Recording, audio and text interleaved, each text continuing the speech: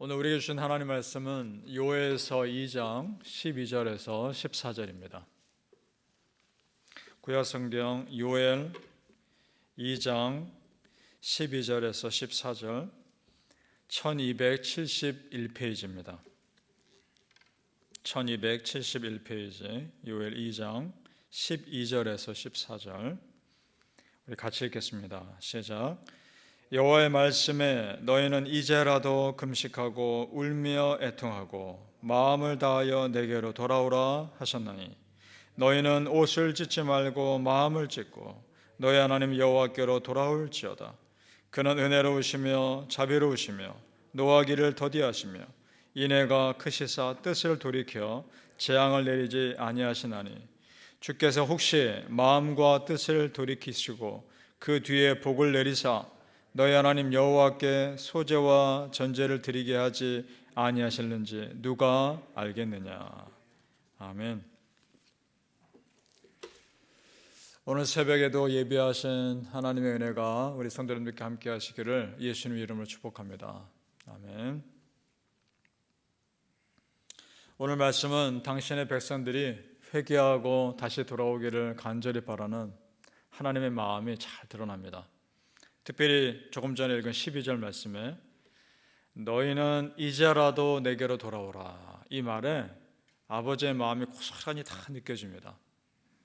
신약 성경에 아버지가 아들을 기다리는 스토리가 있습니다. 탕자의 비유입니다. 방탕한 아들이 아버지의 유산을 먼저 달라고 합니다. 그 또한 기가 막힌 일이죠. 그런데 그 유산을 허랑방탕하게 다 써버리고 이제 살 길이 없는 겁니다. 그래서 아버지께로 그래도 돌아가자라고 결단을 내리고 돌아옵니다. 그 아들과 그 아버지가 만나는 장면을 누가복음에 이렇게 기록합니다. 누가복음 12장 20절입니다. 이에 일어나서 아버지께로 돌아가니라. 아직도 거리가 먼데 아버지가 그를 보고 측은히 여겨 달려가 목을 안고 입을 맞추니, 이렇게 되어 있습니다. 자, 그 장면을 자세히 보면 아직 그 아들과 아버지의 거리가 멀다고 되어 있습니다. 그런데 아버지가 먼저 알아봅니다. 그리고 먼저 알아보고 달려가서 불쌍히 여겨서 아들을 안아주고 입을 맞추고 다시 아들로 받아들여줍니다.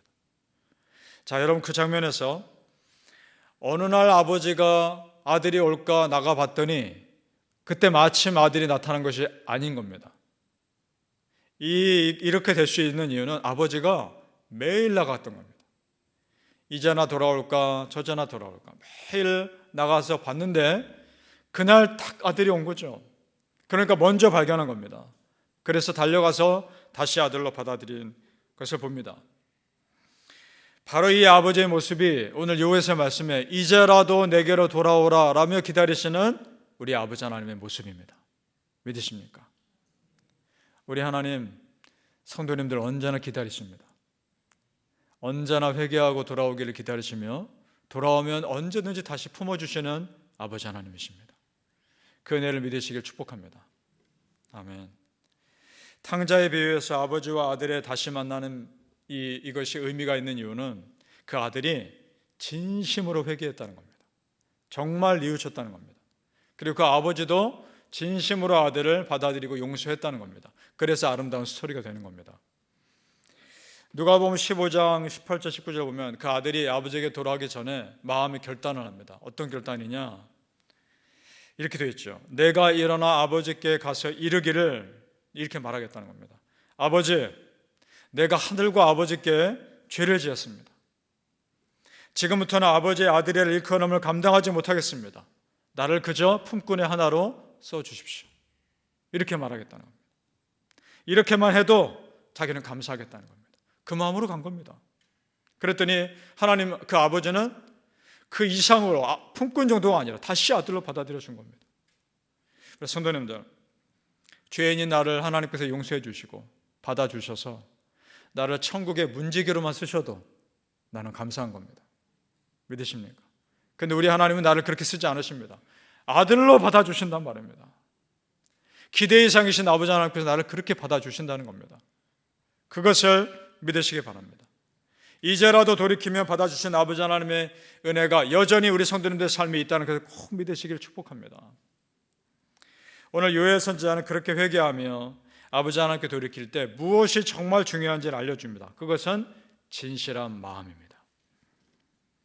중심을 보신 하나님은 우리 속마음 다 아십니다. 겉으로 드러나는 말과 행동보다 어떤 의도를 가지고 그렇게 말하고 행동했는지를 더 중요하게 보십니다.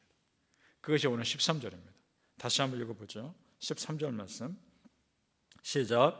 너희는 옷을 찢지 말고 마음을 찢고 너희 하나님 여호와께로 돌아올지어다.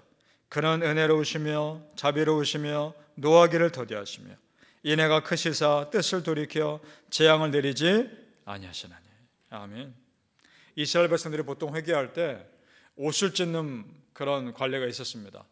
그러나 그런 겉모습 중요한 게 아니라 네 마음을 찢으라는 겁니다. 마음을 다해 회개하라는 겁니다. 예를 들어 이스라엘 역사에서 사울 왕이 겉으로는 예배드리는 척하면서 실제로는 정말 순종하지 않은 사람이었습니다. 그 모습 보고서 사무엘 선지자가 다음과 같이 책망합니다. 순종이 제사보다 낫고 듣는 것이 순양의 기름보다 낫다라고 말하면서 책망합니다. 성도님들, 예배보다 더 중요한 것이 어디 있겠습니까? 그럼에도 불구하고 사울 왕의 마음이 너무나 안 좋으니까 지금 이렇게 말하고 있는 거 아닙니까? 하나님께 전심을 다해 예배드리지 않는 거 하나님 기뻐하지 않는다라고 성경은 곳곳에서 얘기합니다. 이사야 1장 11절 12절도 이런 말씀이 있습니다. 여호와께서 말씀하시되 너희의 무수한 재물이 내게 무엇이 유익하냐? 너희가 내 앞에 보이러 오니 내 마당만 밟을 뿐이니라.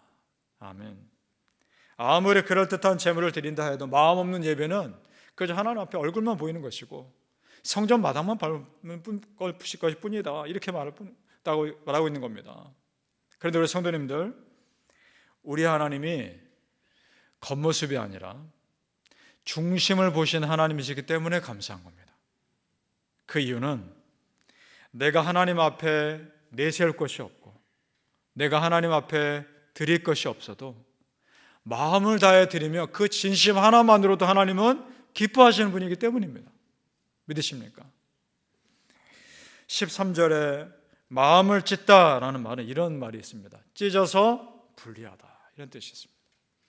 그러니까 마음을 찢어서 세상과 나를 분리하는 겁니다. 비록 우리가 세상 속에 살지만 세상의 흐름에 휩쓸리는 것이 아니라 내 마음이 오히려 세상 문화를 거슬러서 하나님께로 돌아오라는 것입니다. 사랑하는 성도님들, 우리가 마음을 찢고 그 마음이 오직 하나님만을 향하시기를 예수님의 이름으로 축복합니다.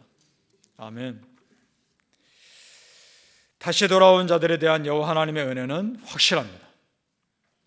조금 전에 탕자가 돌아왔을 때 그 아버지가 다시 원래 아들로 완전하게 회복시켰던 것처럼 하나님께 돌아오면 우리를 완전하게 회복시켜 주신 하나님이 계십니다. 어제 말씀에서 우리가 하나님의 심판을 상징하는 메뚜기 떼의 피해가 얼마나 큰지 보았죠. 하나님께 돌이키면 그 피해를 다시 완전하게 회복시켜 주실 것도 말씀합니다. 우리 25절 말씀 같이 읽어봅니다. 25절 시작. 내가 전에 너희에게 보낸 큰 군대 곧 메뚜기와 느치와 황충과 팥중이가 먹은 횟수대로 너희에게 갚아 주리니. 아멘. 자, 우리가 돌이키지 않으면 우리 하나님 잠시 회초리 되실 수 있습니다. 그러나 돌이키면 다시 회초리 내려놓으시고 언제든지 따스하게 품어주시는 하나님이십니다. 내가 고생한 횟수대로 세임 주실 여호와 하나님 믿으시길 바랍니다. 따라서 오늘도 반복해서 강조하는 것이 있습니다. 여호와의 날이, 여호와의 그 심판의 날이 믿지 않는 자에게는 정말 심판의 날이겠지만 우리 믿는 자들에게는 영광의 날이요 구원의 날이 되는 겁니다.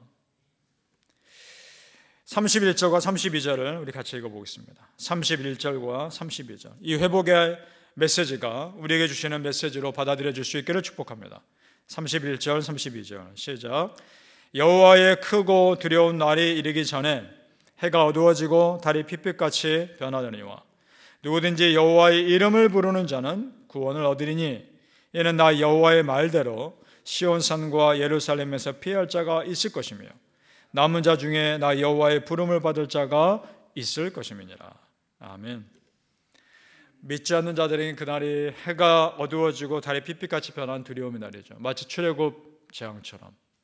그러나 믿는 하나님을 찾는 우리는 다 구원받을 것을 선포합니다. 여기서 성도님들, 여호와의 이름을 부른다에 주목해 봅시다. 이름을 부른다는 것, 그것은 서로 건강한 관계일 때 가능합니다. 관계가 깨어지면 이름을 알아도 부르지 않습니다. 내가 하나님의 이름을 부를 때 하나님께서 이름을 내 부름에 반응하신다는 것은 하나님과 나 사이의 관계가 건강하다는 겁니다. 그러니까 하나님의 이름을 부르는 자를 구하시는 겁니다.